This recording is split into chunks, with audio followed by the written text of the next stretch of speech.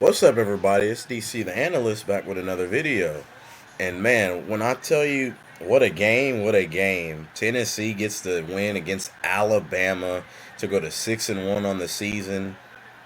Alabama, this is their second loss to a team in the state of Tennessee. They're 0-2 in the state of Tennessee, and they've fallen to 5-2. This is their worst record before November since 2007. So around 16, 17 years ago. Um, Obviously, I don't think I don't think that Alabama is a contender in the SEC anymore. There just have to be too much. Too much would have to happen for them to get in, and I think Georgia is way better than even way better than them. Even though they beat them, LSU's on the come up. I think Texas A&M probably is better than them. It's crazy to say that, but the things I take away from this game: Tennessee's defense is very elite. I mean, they held Milrow to 239 and two interceptions, and also they held Jamarian Miller to 42 yards. So this defense is for real. They trailed throughout the game. The offense couldn't really get going, but after Sampson got in, I believe in the third quarter, I mean, he had like three touchdowns, two touchdowns.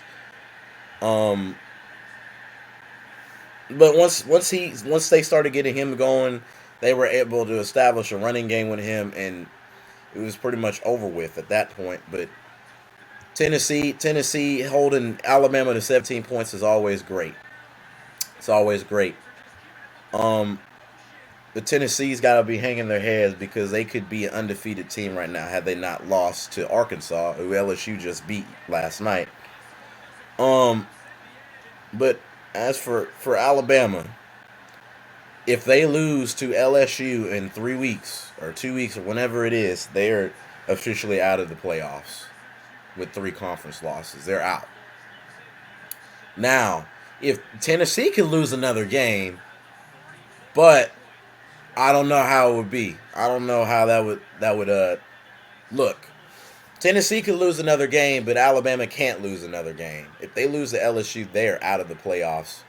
And that really tells you I don't think Jalen Milrow is what this Alabama offense needs. Yeah, he's got the scrambling ability and all of that, but he's not going to sit in the pocket and just throw a pass. He's not going to do it. And when he does throw a pass, he makes poor decisions that cost Alabama offensively.